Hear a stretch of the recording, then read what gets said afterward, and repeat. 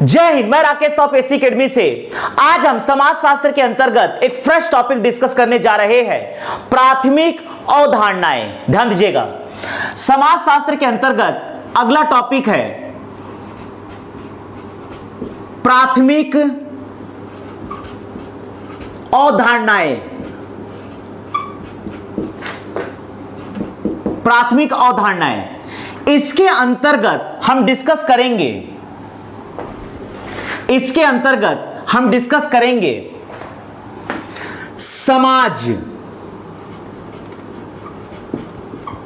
समाज, समुदाय,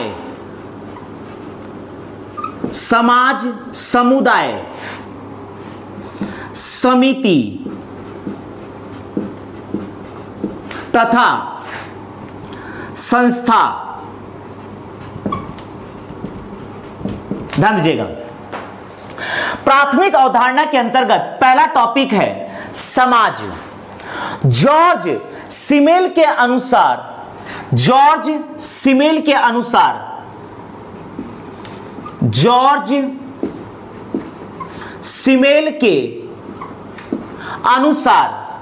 समाज का अर्थ होता है सामाजिक संबंधों का जाल। जॉर्ज सिमेल के अनुसार, समाजशास्त्री जॉर्ज सिमेल के अनुसार समाज का अर्थ होता है सामाजिक संबंधों का जाल। अर्थात यहां पर व्यक्तियों के बीच जो संबंध बनता है, अंतःक्रिया बनता है, इसे ही समाज कहा जाता है। इसका मतलब यह है कि हमें व्यक्तियों पर ध्यान नहीं देने हैं, बल्कि व्यक्तियों के बीच के संबंध पर ध्यान देना है। यहां पर समाज का अर्थ है सामाजिक संबंधों का जाल। अर्थात चूंकि यह संबंधों का जाल है, इसीलिए समाज अमूर्त होता है, इसे हम देख नहीं सकते हैं। समाज अमूर्त होता है और समाज स्थायी होता है। अर्थात समाज को हम देख नहीं सकते हैं। ध्यान दीजिएगा, समाज का कोई भी उदाहरण नहीं होता है। चूंकि समाज को हम देख नहीं सकते हैं, अर्थात इसका कोई भी उदाहरण नहीं है। ध्यान दीजिएगा, क्योंकि यह सामाजिक संबंधों का जाल है। लोगों के बीच के रिलेशन को कहा जाता है समाज। लोगों के समूह को समाज नहीं कहा जाता है। दूसरा है समुदाय, व्यक्तियों का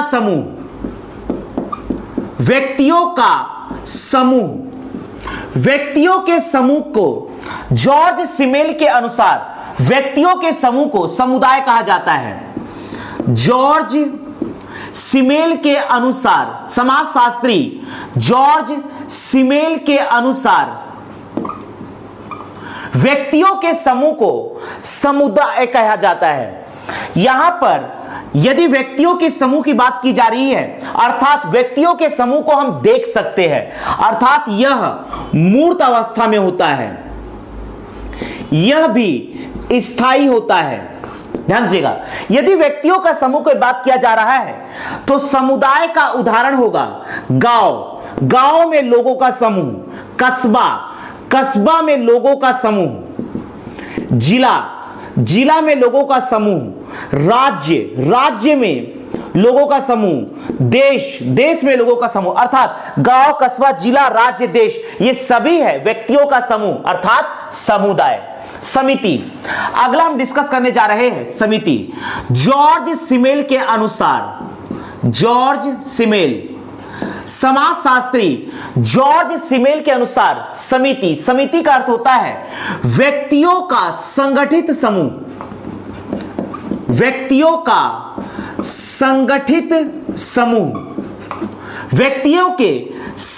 समूह को कहा जाता है समिति। जैसे यदि हम एक कोचिंग संस्थान की बात करते हैं। मान लीजिए पीएससी एकेडमी एक कोचिंग संस्थान है जिसका उद्देश्य है स्टूडेंट्स को, विद्यार्थियों को सीजीपीएससी की तैयारी करवाना। तो मान लीजिए 10 विद्यार्थियों को एक समूह पीएससी एकेडमी के किसी बैच में पढ़ते हैं, तो उनका एक समान उद्देश्य है कि हमें सीजीपीएससी क्रैक करना है, तो वो सीजीपीएससी की तैयारी कर रहे हैं। अर्थात यहां पर मान लीजिए 1 साल का ड्यूरेशन तक वो सीजीपीएससी की तैयारी पीएससी एकेडमी में करते हैं, तो इस प्रकार से उनका उद्देश्य एक है कि सीजीपीएससी को क्रैक करना और पोस्ट की प्राप्ति करना, और 1 साल एक ड्यूरेशन है, इस ड्यूरेशन के बाद यह बैच समाप्त हो जाएगा। अर्थात समिति में लोगों का एक संगठित समूह होता है जिसका एक ही उद्देश्य होता है, लेकिन यह अस्थायी होता है। लेकिन इसे हम देख सकते हैं तो यह भी मूर्त अवस्था में होता है, लेकिन समिति अस्थायी होता है। उद्देश्य प्राप्ति के बाद समिति को समाप्त कर दिया जाता है। जैसे कि इसका उदाहरण है शैक्षणिक संस्थान,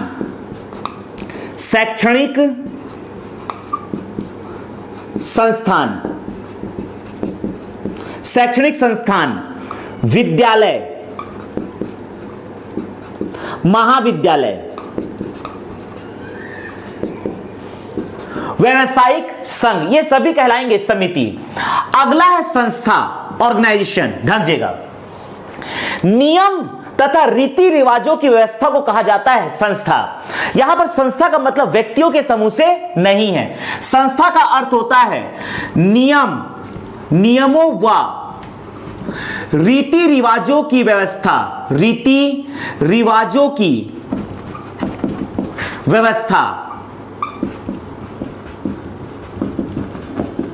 नियम व रीति रिवाजों की व्यवस्था को कहा जाता है संस्था, ऑर्गेनाइजेशन। अर्थात चूंकि यह रीति रिवाजों की व्यवस्था है, रूल्स एंड रेगुलेशन का व्यवस्था है, अरेंजमेंट है, इसलिए यह अमूर्त होता है। संस्था अमूर्त होता है, संस्था को देखा नहीं जा सकता है। लेकिन जो नियम बनाए जाते हैं वो स्थायी होते हैं, अर्थात संस्था स्थायी होता है। जैसे कि विवाह पद्धति, इसका उदाहरण है विवाह पद्धति, ये सभी कहलाएंगे संस्था।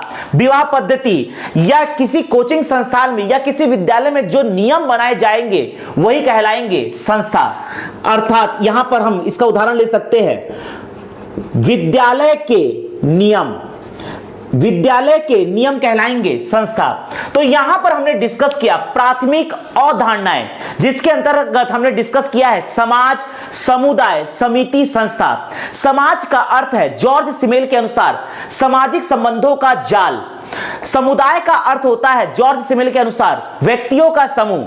समिति का अर्थ है जॉर्ज सिमेल के अनुसार व्यक्तियों का संगठित समूह, तथा संस्था का अर्थ है जॉर्ज सिमेल के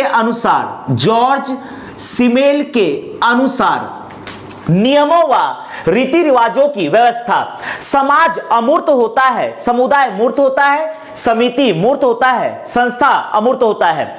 समाज स्थायी होता है, समुदाय स्थायी होता है, लेकिन समिति एक समय के बाद भंग कर दिया जाता है, अर्थात यह अस्थायी होता है। संस्था चूंकि नियमों की व्यवस्था है इसलिए यह स्थायी होता है। समाज का कोई उदाहरण नहीं होगा, समुदाय का उदाहरण हो सकता है व्यक्तियों के समूह का अर्थ है गांव, कस्बा, जिला, राज्य। समिति का उदाहरण हो सकता है शैक्षणिक संस्थान, विद्यालय, महाविद्यालय। संस्था का उदाहरण हो सकता है विवाह पद्धति, अर्थात विवाह में नियम की आवश्यकता होती है, तथा विद्यालय के नियम। इसके बाद हम आगे डिस्कस करने जा रहे हैं, ध्यान दीजिएगा, सामाजिक समूह।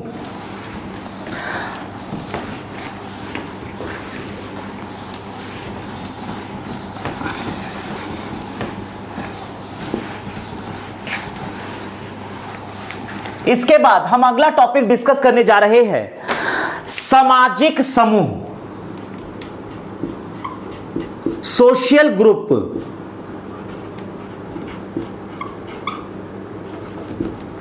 समाजशास्त्री जॉर्ज सिमेल के अनुसार जब दो या दो से अधिक व्यक्ति आपस में अंतःक्रिया या संबंध स्थापित करके एक समूह का निर्माण करते हैं तो उससे हम सामाजिक समूह कहते हैं, जिसका एक ही उद्देश्य होता है। सामाजिक समूह, सोशल ग्रुप, जॉर्ज सिमेल के अनुसार दो या दो से अधिक व्यक्ति, दो या दो से अधिक व्यक्ति अंतः क्रियाओं द्वारा संबंध स्थापित करके एक उद्देश्य का निर्वहन करते हैं तो इसे सामाजिक समूह कहा जाता है। अर्थात यहां पर व्यक्तियों का एक समूह आता है और एक उद्देश्य का पालन करता है। इसका उदाहरण है परिवार। सामाजिक समूह का उदाहरण है परिवार। परिवार का एक ही उद्देश्य होता है। परिवार में जितने भी सदस्य होते हैं उनका एक ही उद्देश्य होता है मित्र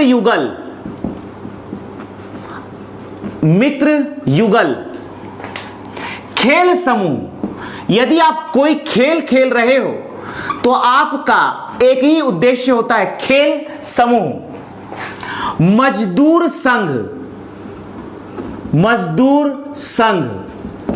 राजनीतिक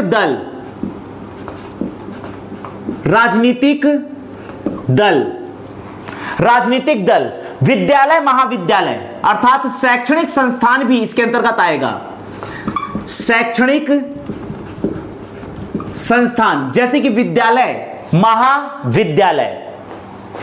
विवाह उत्सव,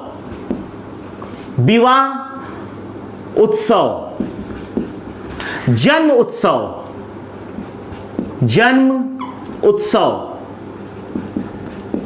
विवाह उत्सव, जन्म उत्सव। ध्यान दीजिएगा, सामाजिक समूह का अर्थ होता है जब दो या दो से अधिक व्यक्ति एक ही उद्देश्य के लिए संबंध स्थापित करते हैं तो इसे सामाजिक समूह कहा जाता है। जैसे कि परिवार, मित्र युगल, खेल समूह, मजदूर संघ, राजनीतिक दल, शैक्षणिक संस्थान, विद्यालय महाविद्यालय, विवाह उत्सव, जन्म उत्सव या कोई भी राजनीतिक दल, ये सभी कहलाते हैं सामाजिक समूह।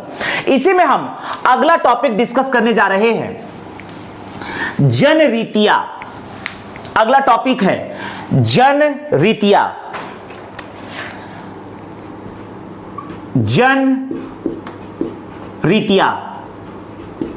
जनरीतियां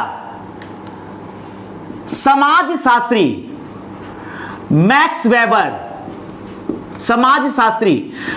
वेबर के अनुसार समाज में प्रचलित आदत को ही कहा जाता है जनरीतियां। समाज में प्रचलित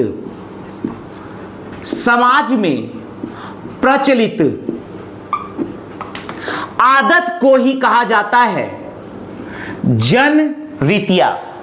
जैसे कि बड़ों का सम्मान करना, माता पिता का आदर करना, मेहमानों का सत्कार करना, ये सभी कहलाएंगे जनरीतियां। अर्थात जनरीतियां का उदाहरण होगा माता पिता का सम्मान करना, माता पिता का सम्मान करना, माता पिता का सम्मान करना, बड़ों का सम्मान करना, बड़ों का सम्मान करना,